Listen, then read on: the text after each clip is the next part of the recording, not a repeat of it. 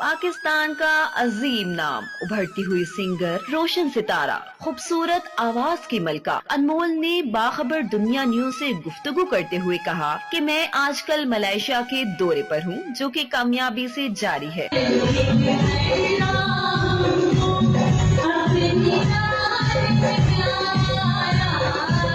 पूरे मलेशिया में अपने फन का लोहा मनवाया है। खुसूसी तौर पर 14 अगस्त को पाकिस्तानी एम्बेसी में परफॉर्म करते हुए मिली नगमे पेश किए हैं।